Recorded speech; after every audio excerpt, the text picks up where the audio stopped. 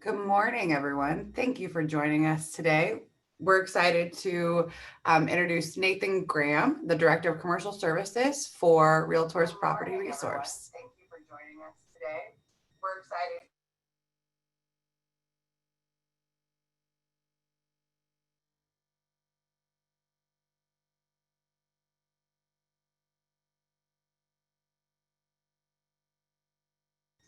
Uh,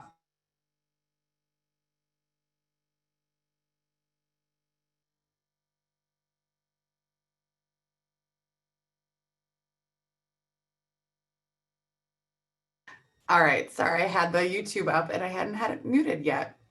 I hope everyone can hear us, Nathan. Thanks so much for joining us. I'll hand it off to you. Yeah, no problem. I've definitely been there before. So, well, thank you all for, first of all, inviting me to do a little bit of a demonstration here. And for those of you who taking a little bit of time out of your day to jump on this webinar. My name is Nathan Graham. I'm the Director of Commercial Services over at RPR. Y'all feel free, if you want, jot down my email address. It's just nathang@narrpr.com. Always happy to kind of help out if there's something you run into. If you want to set up some, office trainings, that kind of stuff. I'm kind of the guy to come to for that sort of stuff. So the goal for today really is just to kind of show you everything or most of what is available within the commercial side of RPR. We're going to go over a lot of stuff. I'm going to go ahead and kind of give you a little forewarning here. But really, my advice is always just kind of take down some notes about some of the stuff that you find interesting, some of the tools or data sets that you want to learn a little bit more about. And then I'll show you all here in a bit where you can go and get more training and kind of follow up and study, on your own a little bit as well. So with that, let's go ahead and I'm gonna run through some slides and then we'll actually jump into the system and I'll do a couple scenarios and, tips and tricks and that kind of fun stuff as well. Before I get going though, I do want to point out NAR right now is running the Right Tools Right Now program. On that, for commercial folks, there's discounts on various services from, nationwide listing partners to marketing platforms to CRMs. There's also some free stuff on there, I believe, as far as some training is around and some CE information. So just, I understand everybody's going through different times right now. So if there's anything on this site that can help you out, I want to make sure that you're aware of it. Now, for RPR, we are part of the NAR family. We're actually, a wholly owned subsidiary. Really, all that means to y'all is, there is no cost once you become a NAR member to get access to all of RPR. So, once you become a member, you have access to the residential side, the commercial side, the broker tools, all that fun stuff, the mobile application. There is no cost. We're dues funded. So part of your dues is what, goes to our budget. What we're really trying to do with that budget is, put together a really complete property and community information source for you to, do research, to find available space, to wow clients, and hopefully, close some more deals and make some money. So that's our kind of goal. The way we do that is it's really based off of what's called a property-centric database. So what I want to start off with is talking a little bit about, how the property information comes into RPR. And it all kind of starts with our relationship with Black Knight. They provide us with nationwide public records. So when you all come into RPR, you can search anywhere across the entire country and pull up public record information. So we'll talk a little bit more about, what that entails. But from there, we just tie more and more information to those public records, such as, partnerships with local MLSs, like our MLS, for instance. They send listings that, from their MLS into RPR. We match them based on the public record information. So when you go to a property detail page, you see the listing details, you see the public records. We also supplement information with things like tenant records, so you can kind of see who's inside of a space if we're able to gather that information. And then being that y'all are the experts of your marketplaces, we also have a lot of different spaces where you can add your own knowledge about these properties as well. And so we'll take a look at all of that. One thing that we started doing in the last, I don't know, year and a half, 2 years now maybe, is really begin to broaden our partnerships. So Up until that point, we primarily just worked with the MLSs and the CIEs. We got a lot of feedback from users saying that, hey, you know, this is great, but you know, we're missing listings from people that aren't really part of, you know, the realtor family, and we still want to see those if we possibly could. So NAR actually started the ball rolling with Brevitas and Crexi, choosing them as their kind of listing partners of choice for realtors, which, you know, amongst other things, they were able to bring all of their listings into RPR kind of within a contract. So that was kind of where we started from. From there, we've also added land broker MLS for, you know, our land practitioners out there. We're also working currently with a company called Brevitas, or I'm sorry, BuyProxy, who just recently, well, a couple months ago now, purchased a company called officespace.com. So their listings are going to be coming into RPR. But, you know, the whole point of this is to let you know that, you know, you can do one search within RPR, you know, whatever your marketplace is.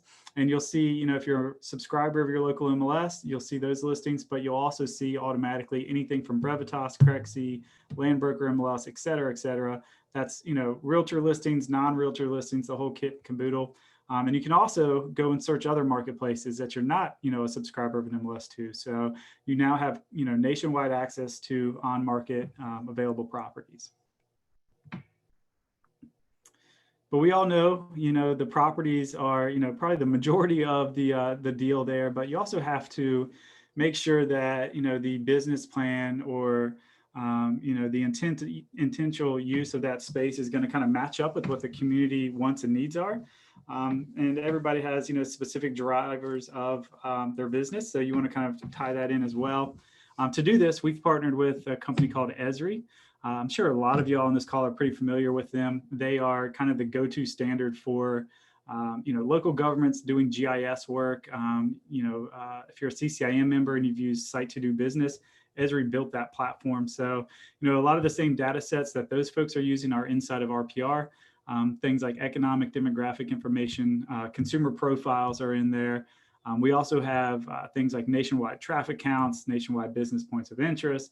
There's map layers for, you know, flood maps from FEMA and opportunity zones and all that kind of cool stuff as well. So, you know, not only can you, you know, look for space within RPR, but you can also do a lot of research, pull out, you know, the economic demographic profiles around your space, put that into your marketing materials, and hopefully get some more nibbles on those listings that way as well. So a couple tools that we'll highlight, and then we're actually going to use most of these. So we'll kind of run through these really quick, but we do have what are called custom trade area reports. Basically, you drop a pin, drive time or distance, you know, on a property or on a, you know, parcel of land. And then you tell the system, all right, you know, I want to know the, you know, community makeup of a 3-mile radius. And you set it that, you click create report, and then you'll get all the economics and demographics and consumer profiles for that marketplace. We also have a site selection tool. It's an attribute-based tool. And what that means is basically you tell the system that you want to be around, you know, these types of people who, you know, maybe spend this type of money on, I don't know, dining out. And you want to be in an area with economic growth. Be that maybe population growth, or maybe it's just a high dense daytime area. Plug in all those factors, and instead of searching for, you can see all of Portland, Oregon, basically you can narrow down to very specific places that meet your criteria over here on the left. So we'll definitely do kind of a scenario using this tool as well. We have an investment analysis tool in here, so this will allow y'all to do your 2 to 10 year long-term hold analysis. You can see up here, you're going to be able to measure that on an unlevered and a levered basis, you know, showing your basic kind of cash flow, internal rate of return, equity multiples. You can plug in things like renovations. You know, the multifamily side, you can do a unit mix or a rent roll analysis. It's a pretty great tool, and one that we've seen a lot of traction with users from.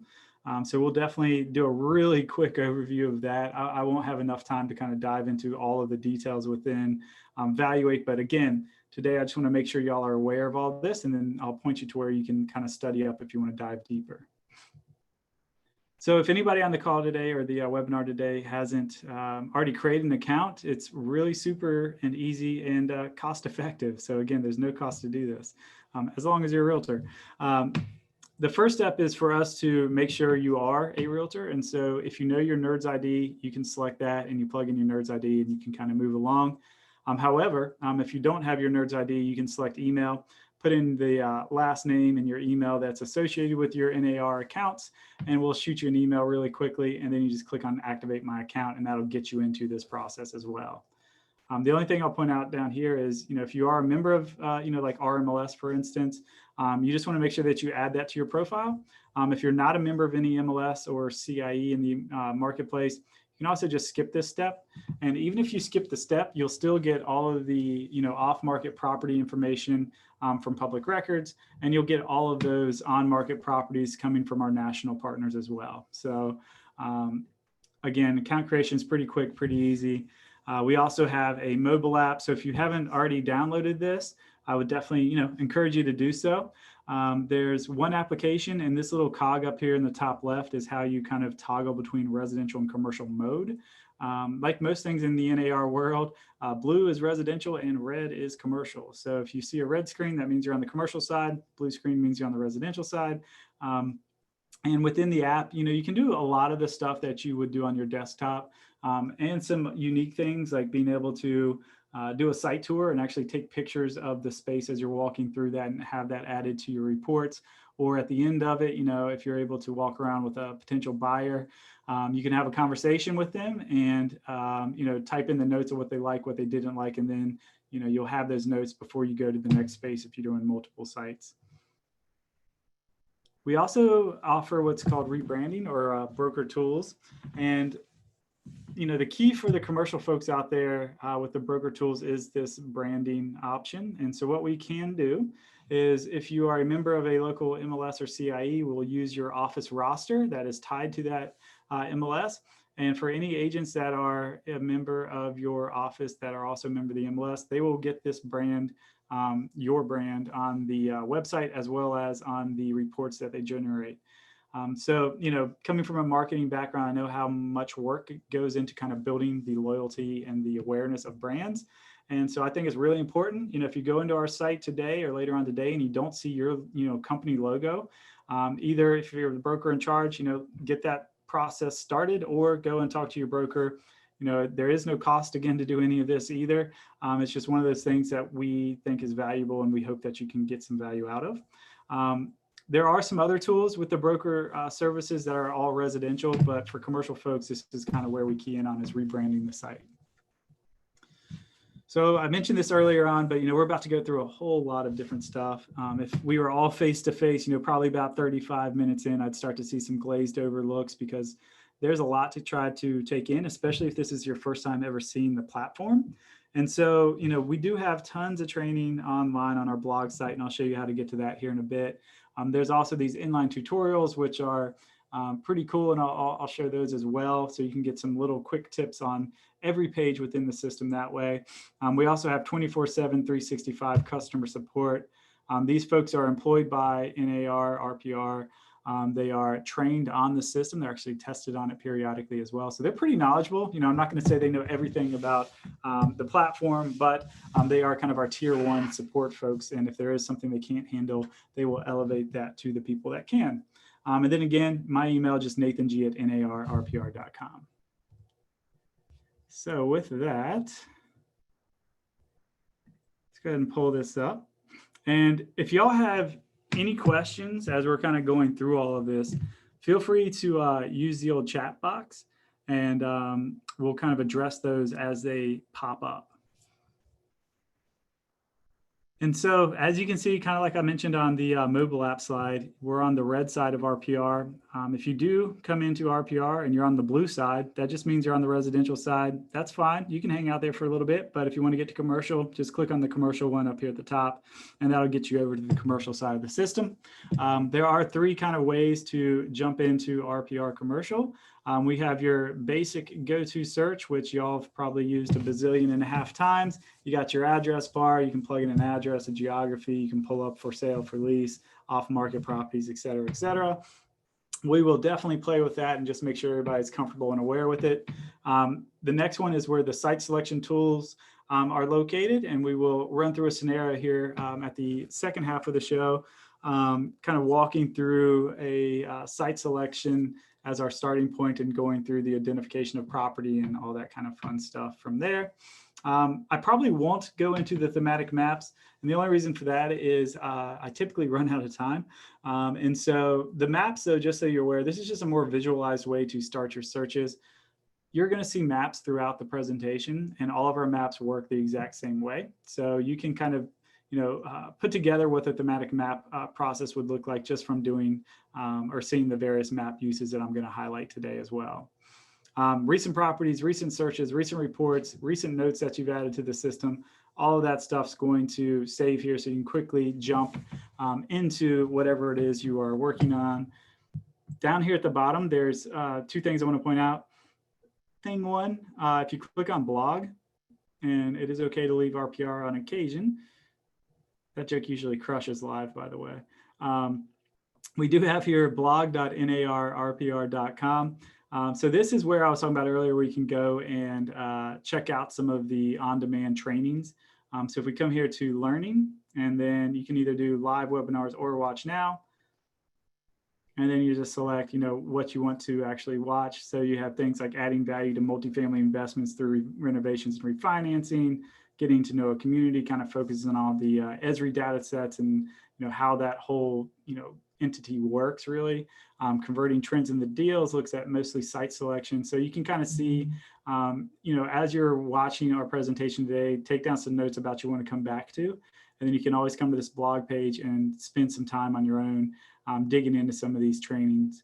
The other thing I'll point out is down here, we have our customer support phone number. So if you ever need any help, or if you have a question, or if you have, an enhancement idea, what we can do to make the system better, reach out to these folks here or use the live chat option, and they'll be able to assist you.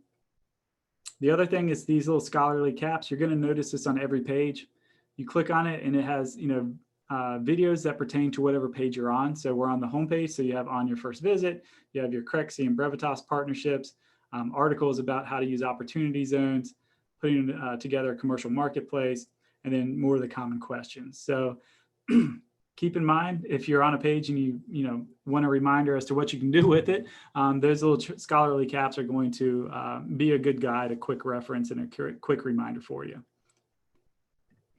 So we're going to start off with search, because honestly, 99% of y'all, that's probably the first thing you're going to want to do. A lot of y'all are going to want to come into the system and just make sure that, properties in there and things kind of line up, which, makes a lot of sense to me. And like I said earlier, our search is probably not very different from your what you're used to. This is set to all properties, which does exactly what you think it would. It pulls up every property that is in whatever geography you put in here. So this pulls up on market, off market, etc.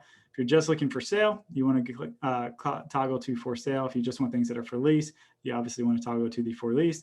And the advanced features will kind of change around based off of, what type of search you're doing. So you can kind of see how this works. But, a couple of important search, options. We do have APN or tax ID searches. So if y'all are working with land developers and, there's no address tied to it yet, but there is an APN or a tax ID, you can always pull up properties that way as well. There's also a keyword search. The other day I was helping somebody try to locate a couple of gas stations. And if you type in gas station, as long as that was entered by the listing agent into their, remarks fields, you can kind of, pull those properties out that way. We're going to talk about the sold date searches because those are kind of interesting and some unique uses that way, but you get the idea. So we're going to click back to the basic search, and I'm just going to go, we'll go down into Marion County, Oregon, and we'll hit the search button. And so we have in Marion County, 40,400 or so properties in the system. So again, these are all of the available spaces, as well as things that are off market. If you are looking for distressed properties, you can, uncheck non-distressed and just pull up anything that is currently distressed. You can also narrow your search down once you've done a broad search, with property types or with any of these filters here as well. So, you know, personally, I tend to start broad and then kind of narrow my search down from there. Other people like to go super narrow and hope they hit something. And if they don't, they'll kind of, you know, let loose the reins a little bit. But we'll kind of just go through a couple examples here. So if we're looking for some on-market space, maybe we're looking for some retail properties, we can click on retail. The other thing, you know, right off the bat, I can see from the MLS here, some of their commercial property types are just coming in as commercial. And so you might want to leave that checked as you're, you know, doing your searches, just because, you know, this space, maybe it's an office space, but it's a mixed use type of setting. Maybe there's some industrial there, and that's why they call it miscellaneous / commercial.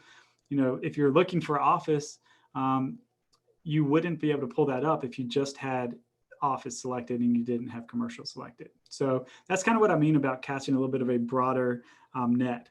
But what we can do is then we can apply that, and you can see now we've narrowed the search down quite a bit.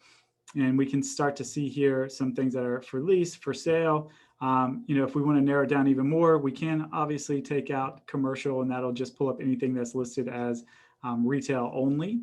And again, we just kind of scroll through here, and if something kind of jumps out to us that, you know, maybe it matches our lease price per square footage, maybe it matches the size and the scope, we just click on the address there, and it'll drop us into the property detail page. And so from here, you can see there's other suites that are available, various square footages. We have the lease per square foot, the total building area. We have, you know, kind of the agent remarks, any property notes or comments that we want to make. And I'll go through this a little bit more in depth here in a bit. One thing I do want to point out, especially when it comes to leases. So up here at the top, you can select various buildings just by clicking here. And then over here on the side, this shows all of the versions. So this is a different suite. This is a different suite. This is a different suite as well. The Coldwell Banker commercial feed also has this in the system, so you can kind of see how that works. Being that this is a Brevitas listing though, what's kind of cool is if you click on this link here, you can actually jump into the Brevitas platform, and you can get into some more details here. So, you know, not everything is passable to us via an API or an FTP feed. You know, things like PDFs and, you know, any kind of documents are going to be on the, you know, origination site. So sometimes you'll be able to pull up brochures, pull up, you know, some other information by coming into Brevitas, for instance, or into Crexi.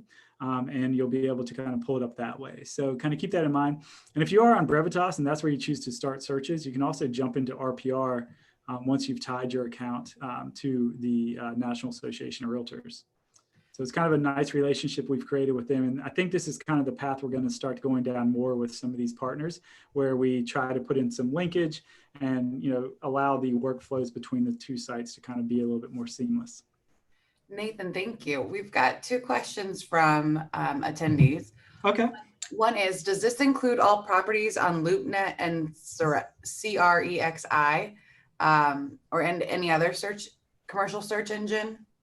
Yeah, so LoopNet and CoStar, they have a little bit of a different business plan than some of our current partners. So yeah, their listings do not show up in RPR. But yeah, Crexi's does, Brevitas does, OfficeSpace.com will, Landbroker MLS does, TotalCommercial.com does, and then there's various association, you know, controlled MLSs and CIEs that share nationwide as well. Fantastic, thank you. And that leads into the second question. How is RPR commercial different than LoopNet and CoStar? So the main difference is we don't have a public facing website. So you can't type in or like give your client our address and have them go look for properties. There's no way for them to do that. So that's kind of the main difference. The other difference is more with, you know, CoStar and us, you know, we don't have nationwide researchers. We don't have people calling brokers. We don't have people, you know, driving around and you know, mapping out space and that kind of stuff. We're all, you know, partnership broker loaded details. And so that's kind of the major differences for us. The other major difference is cost. Obviously, we're probably a little bit more affordable than some of those other services as well. So that's kind of the break part. Great, thank you. Oops, I want to go all the way back. Let me go back in here. So if we go back to our search results, I want to show you all a couple other things you can do on search. So let's say that we're actually looking for maybe some comparables. So we're putting together a broker price opinion, and we want to look at, office space has been a little crazy, to say the least, in the last few days. So maybe we want to just look at things that have sold within the last 180 days. We can click on apply. And now we can see there's been 5 properties that have sold within the last 180 days that were listed as office. And so, one thing we can do here, if we wanted to, just do a quick printout of these various properties, we could, oops, let me close that one. We could do print this page, and this would actually print out literally, what you see on the page. So you can add some more details to them. You can, make some notes on this or whatnot. That's one way to kind of, start exporting some stuff. The other thing that we can do that's kind of cool is we can actually do some farming for clients using these sold date ranges. So let's say that I want to look for any properties that sold in 2010, but have not sold since then. I just put in my date range. I put in, multifamily here, make sure nothing else is selected, come down here and click apply. And now we have 14 multifamily or residential income properties that sold in 2010 that have not sold since then. You can see this one is pretty large, so I'm going to guess there's quite a few units there. Same thing, you just jump into the property details by clicking on the links. You see there's 8 different buildings. You got some people running some operations out of it. You got basic details.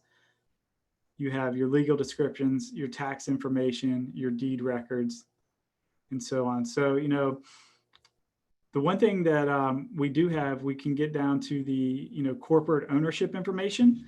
We don't, quote unquote, pierce the corporate veil, meaning we don't have the ability, if it's held under a corporation, to see who the, controlling board members of that corporation are or what their mailing addresses are. You'd have to go to your state Bureau of Labor, or, I know there's a company called Reonomy that does a pretty good job of, actually discovering who those folks are. So you can pay for that type of service, but we can get you at least down to that LLC ownership.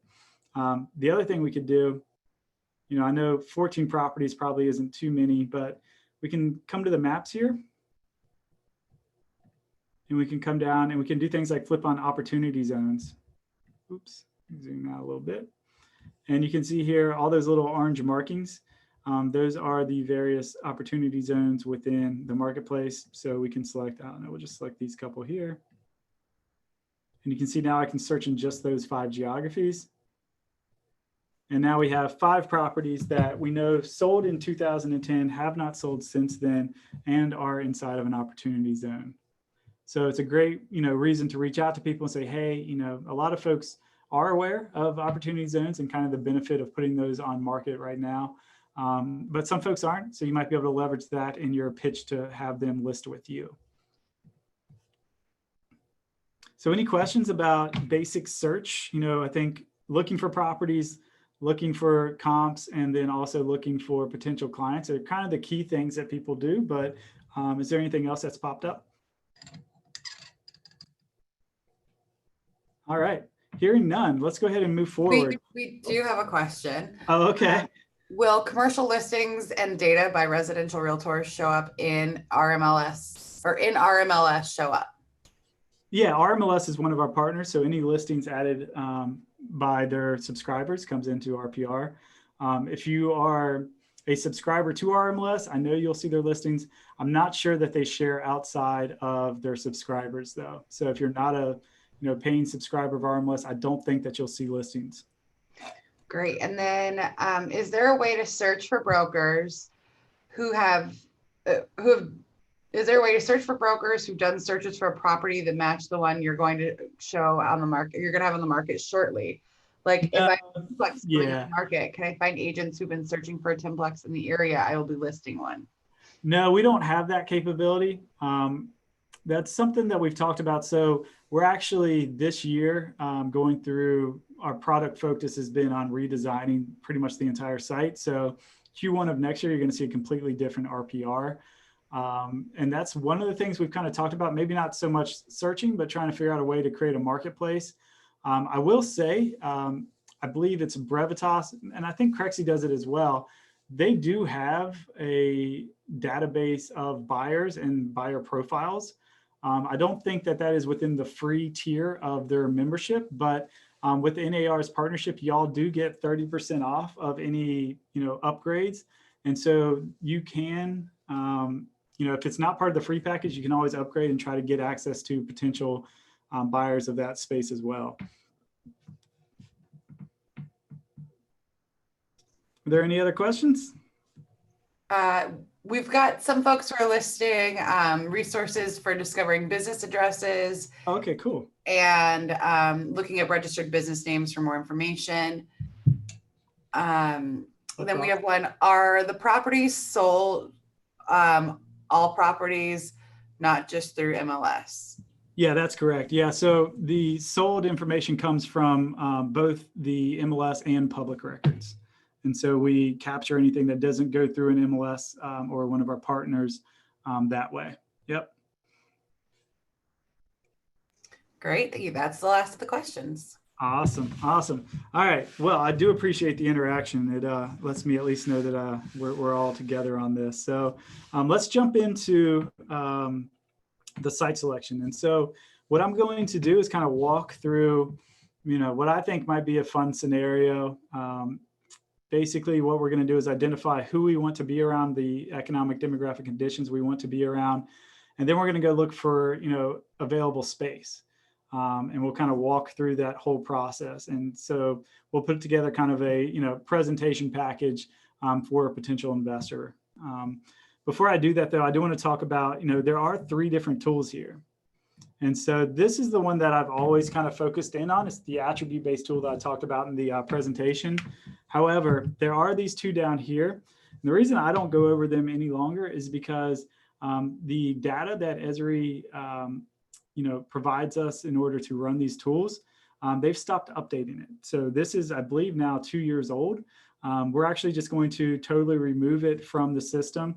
It's kind of sad because it was really cool. It was actually a kind of a retail gap analysis that looked at the supply and demand of specific retail sectors broken down by the NAICS codes.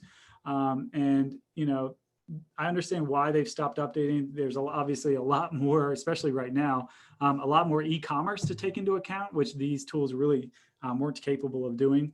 I don't know if they're going to kind of reformat that or just kind of do away with it entirely. If they do bring something back similar, we'll definitely, incorporate that again. But personally, I tend to ignore these 2.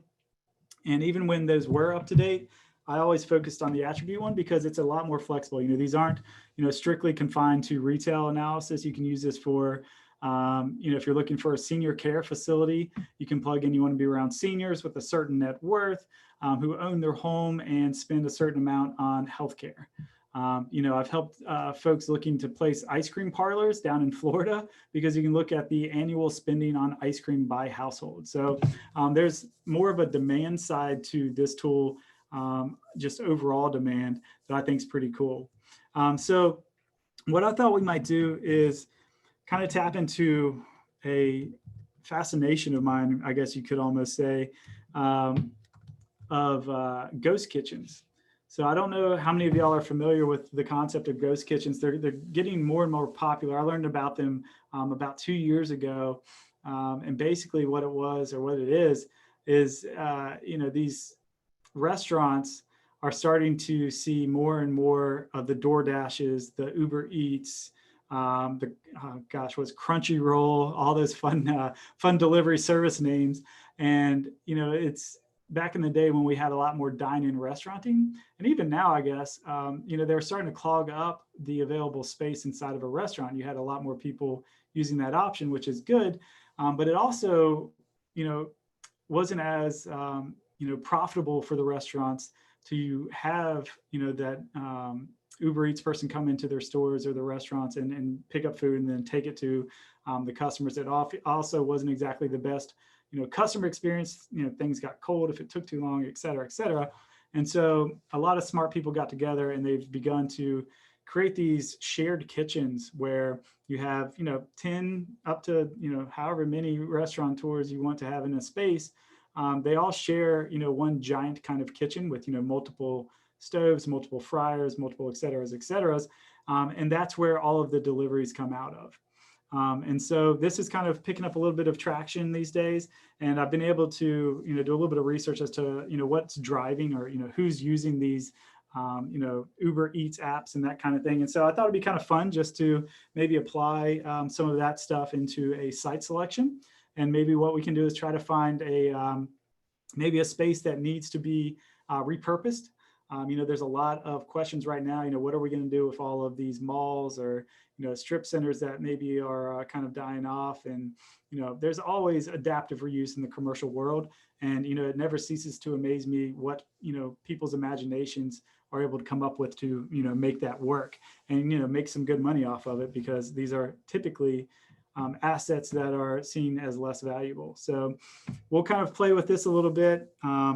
Again, this tool, you can choose up to 5 different attributes. And what you can do is, you plug each one in, and then the system looks at that and says, all right, well, here's where those conditions exist. So we'll dive into this really quickly with who they are. And we can do, the information that I've found online basically shows that the DoorDash or the Uber Eats consumers, typically somebody that's on the younger side. Also folks that are on a lower income level, which kind of makes sense. Those folks maybe have to work a couple jobs, maybe they're at school and working and they just don't have time to cook dinner all the time, or, grab lunch or whatever. So they are, having that outsource, they're paying for that to come to them. So we'll go ahead and we'll select early adults, and we can come down here, click on OK.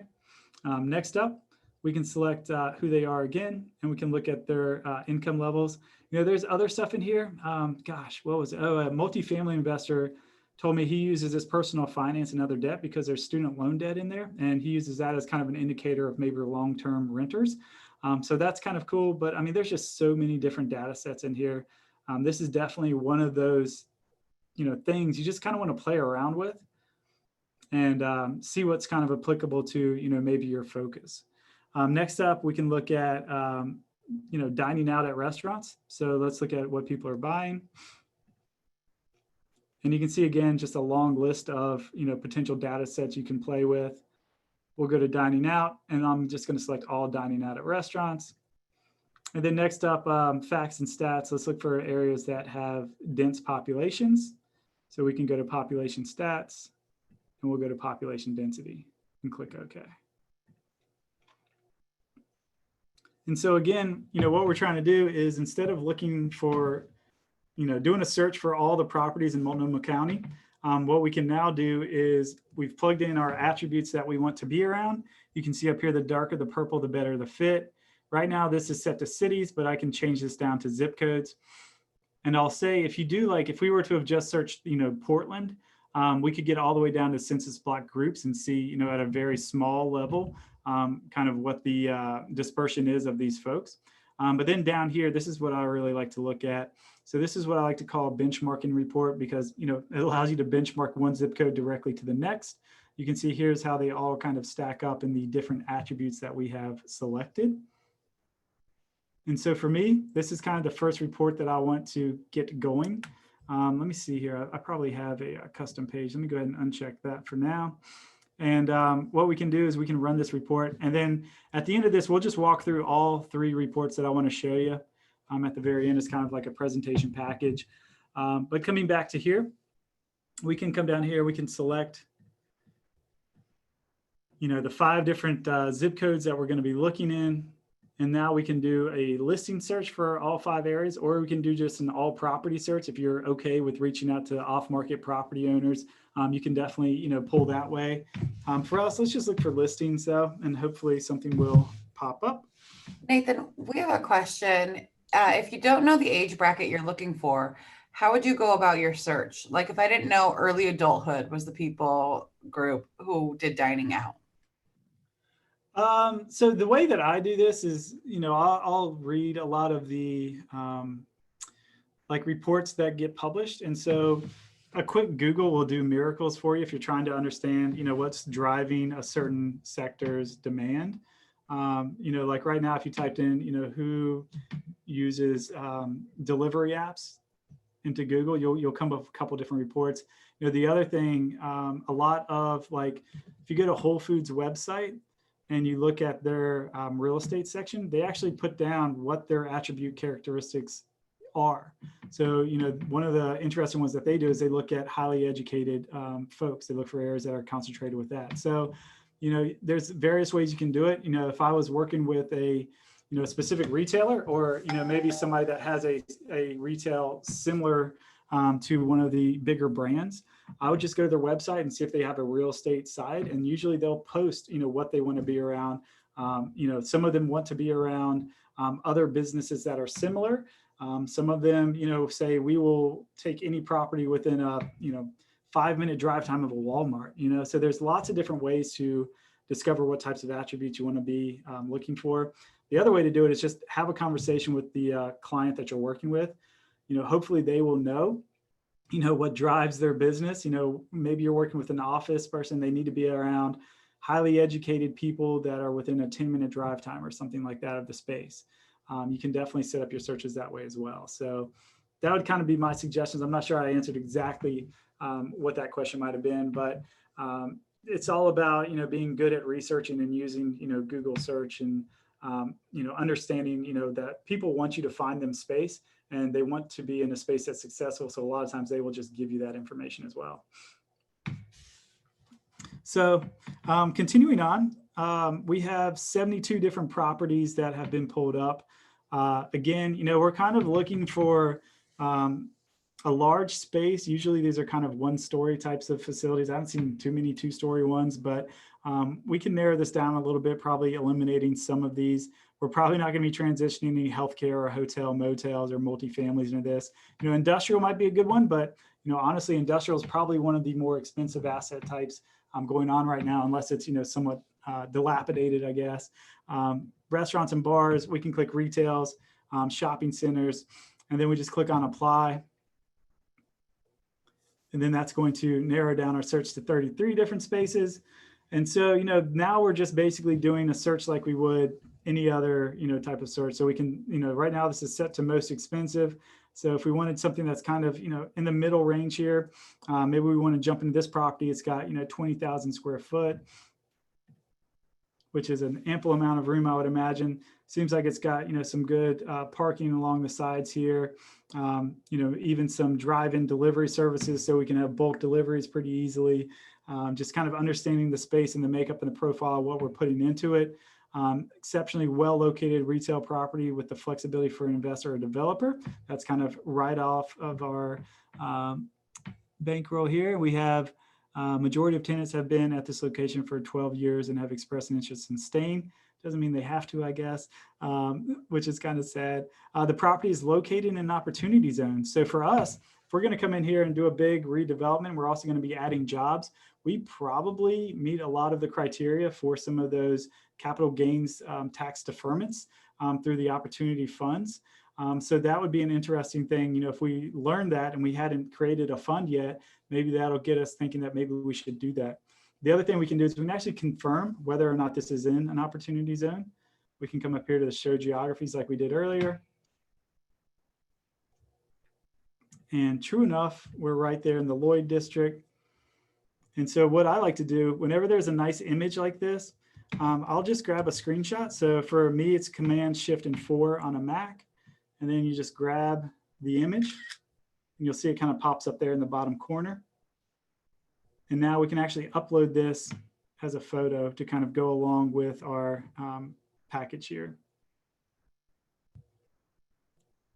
And so you can upload, pictures either directly from, the desktop like I've just done, or, like I said earlier, if you're taking pictures while you're out and about on your mobile device, you can upload them directly through the RPR app.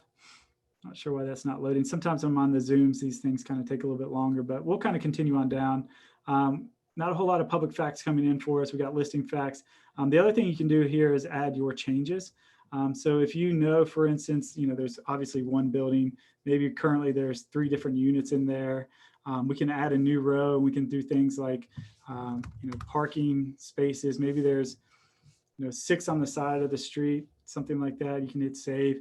So you can basically, add as much information about these spaces as you might want to. We have our price history, we have our listing details. There's our zoning information if we would need to do a quick check and make sure that what we're trying to do is acceptable. We have legal descriptions, tax information, and so forth. And you can see there that my picture finally uploaded. Must have been a little bit of a larger size, but with our imagination caps on, let's say that this seems like a really great opportunity for us.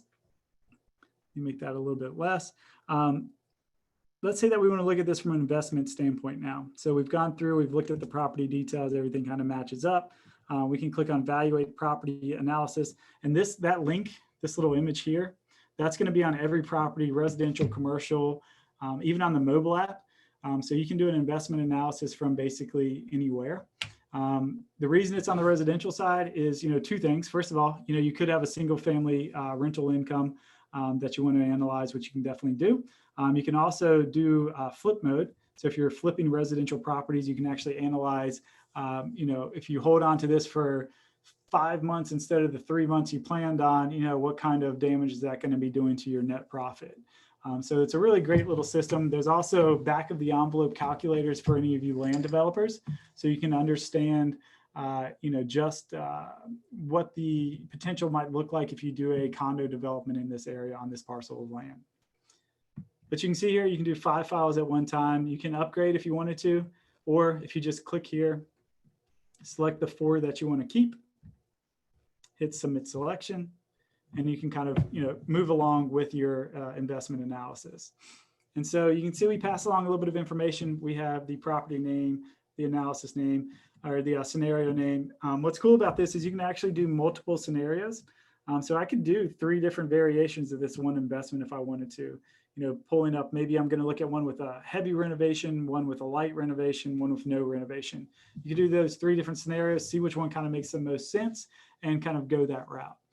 The other thing we can start to do now is we can begin to add some details. So there's our purchase price, which comes from RPR. Typically, we're not going to have the revenues and the expenses. I will say if the listing is on Crexi or Brevitas, they've actually built in these really nice ways to get access to that type of detail through some of their confidentiality documents. So you can sign a confidentiality agreement and then you can access a lot of this information online pretty quickly and easily. So that's just a little hint for you. But for me, I'm just going to make up some numbers. So let's just say that we expect once we've done all of our renovations and we've rented this out fully, we're going to have about 330,000. And then we're also going to have about 110,000 in expenses. Our annual growth rate, this is pretty much our inflation factor. So it's going to bump up these numbers by 2% year over year. Down here, our fiscal year, our holding period, our loan to value, our interest rates, and then the number of investors coming in on the project. So then we can just click on submit. And you can see here, unlevered, levered basis, net cash flow, internal rate of return, equity multiple, and average cash on cash. Basically, what we are looking at is a super charged Excel spreadsheet. This has all the formulas kind of running in the background. As you make changes, the system's going to update all of your information instantaneously. The other thing that I like is, as you can see here, the system doesn't ever say that you're wrong, but it's telling you, hey, there might be something a little bit weird that you might want to take a look at. There are some things that the system automatically does that you might want to adjust.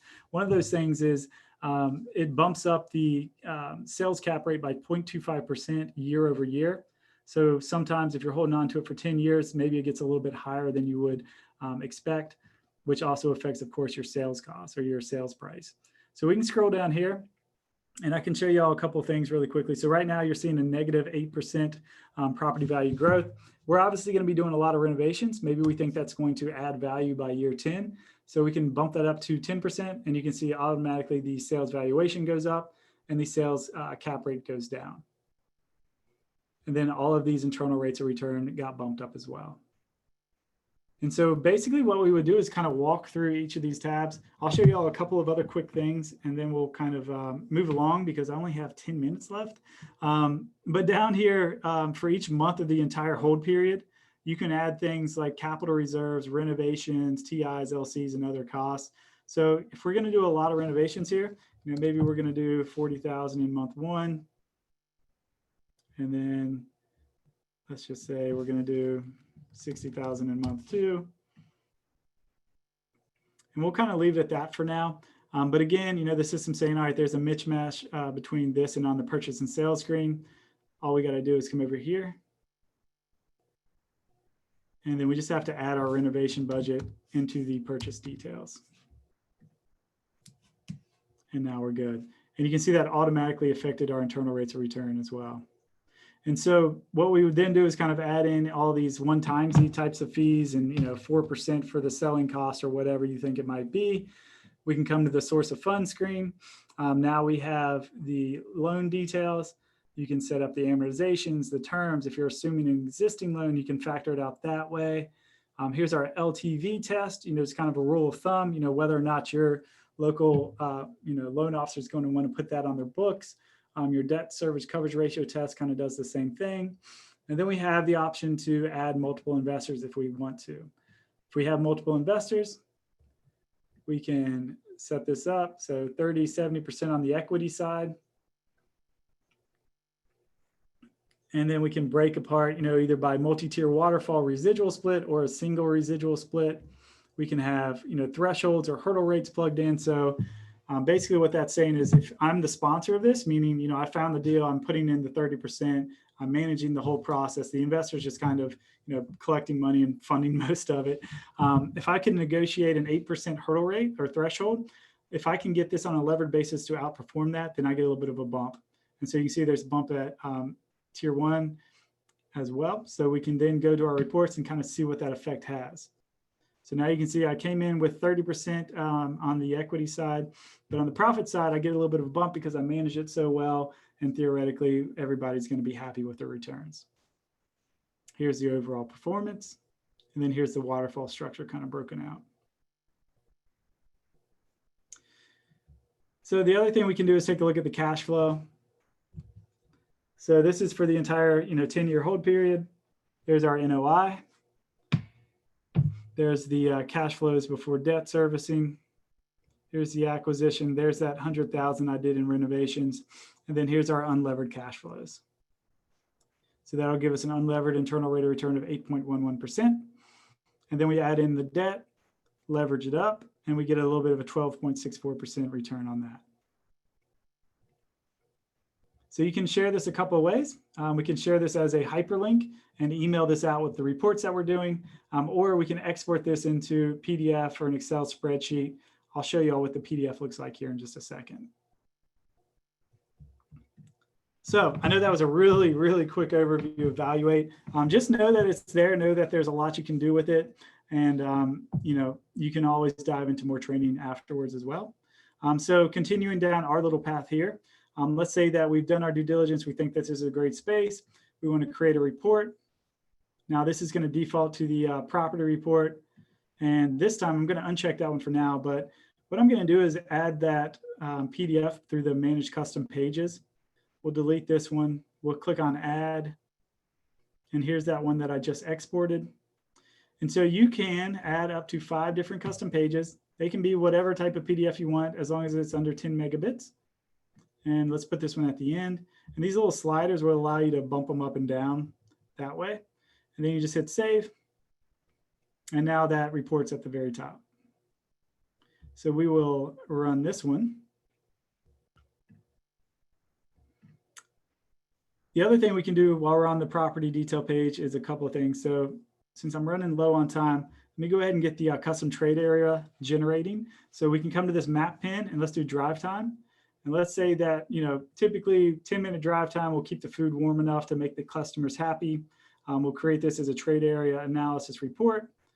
Click on OK. And let's see, I don't want that custom page on this one, so I'll uncheck it. And then I'll run this report. And while all of those are generating, I do want to show you all the business points of interest on the map. So if we go back to our map here, so, part of our business is obviously going to be working with some of the local restaurants. So if we come to POIs,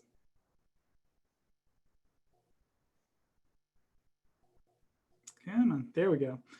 We can come down here to show more POIs. And then we have all the restaurants and bars that are nearby. You can see the little martini glasses. And Pine State Biscuits, that's a good one right there for breakfast. If you've never been, I highly encourage you to check it out. But you can kind of see how this works. Now we can kind of look at, who's really close by to us, who might we want to reach out to, who's doing the largest sales volumes, who might be trying to, grow out of their space. A lot of the restaurants in Portland seem to be, rather smaller areas, smaller building profiles. And so outsourcing a lot of that delivery makes some sense in my mind. So you can really quickly see who might be interested, reaching out to those folks and kind of progressing from that way. Obviously, this POIs report will also show you, competition in the area or, partners that you might be able to work with as well. So in the last 3 minutes, I'm going to try to run through these reports really quick. So the first thing we did was we identified where we wanted to look for space. So when we're having that conversation with our client, we can say, all right, we talked about, who you wanted to be around and what economic conditions you needed to be around. Here's what the information is telling me. So I did a search, in these 5 different zip codes. The very bottom here, this is what the information is actually measuring. So early adults between 20 and 39, we get it from the U.S. Census American Community Survey, updated via ESRI once a year. So we can show them why we started looking for properties where we did. Luckily enough, we found a space we think we can kind of convert into a really cool ghost kitchen. Public facts, listing fakes, any changes that you've made to it, listing details, basically everything that's on the property detail page will come across here. Anything that you've added. Here's the traffic counts around there, so you can kind of get an idea as to what's going on. And then we have here the investment analysis. And the reason I like showing this is because, first of all, if you're doing a 10-year hold, the font gets kind of small. But, that's why I like using that link and attaching that, because that allows your client to actually dive into the details and see what's going on and play with the numbers a little bit on their own. But you can add these as PDFs. And then lastly, this is that, full economic demographic trade area report. So we have the 3, the 5, and the 10-minute area, with the 10-minute being our primary focus. And so here are the top tapestry segments as far as ESRI is considered. These are pretty much your consumer profiles. Basically what ESRI does is they group people together based off of shared attributes that are also very distinguished. So you can kind of see what this looks like. But what I like to do is actually dive into this commentary, read about who these people are. And it's probably not going to make or break any one deal, but it's going to provide them with the information they need to become more appealing or understand what the needs are for the community there. And then if we scroll by those, now we can get into your more typical economic and demographic data sets. So we have the 2019 actuals, the 2024 projections. Again, we always show you where it's coming from the last time it got updated. So you can see total pop density, population change, total daytime population, as well as density, household size details, female to male ratios. Here's our median age segmentation. And if you think back, we were looking to be around 20s and 30-year-olds. We definitely hit that mark. Here's our marriage info, household income levels, median, disposable, per capita, average disposable. Here's the unemployment rate. Nice to see those starting to drop again. Here's the employment count. So, we are trying to be around a lot of food and accommodation type of things. So it's nice to see that there's a high employment count in this area. Education levels, commute times, home valuations, and that wraps it up. And so this is all customizable. You don't have to have every little part of the trade area report on here. You can come down here and uncheck any of these that you don't want to include and really customize this for your specific client and their intended use. So with that, that's pretty much all I wanted to kind of go over with you. Again, I know we've gone over a whole lot here, but again, my real goal is to just show you everything that RPR has. Hopefully y'all have taken a couple of notes about what you want to dive into more details for. Always use these little scholarly caps for little reminders about what you can do on pages. Give these folks a call if you have any questions, even if it's just how to set up your account. And then of course, my email address is nathang at narrpr.com. I'm happy to help you all out as I can as well. Thank you so much, Nathan, for joining us.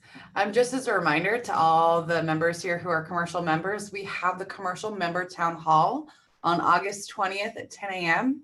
If you haven't seen emails about that yet, please send an email to education@oregonrealtors.org and we'll get you registered and get you on the commercial member newsletter. And we look forward to seeing you at that town hall where you can help us shape the future of commercial support here at OAR. And with that, I'm going to go ahead and close the meeting. Thank you so much, Nathan. This is fantastic. Yeah, thank you all for having me. Take care. All right, you too. Bye.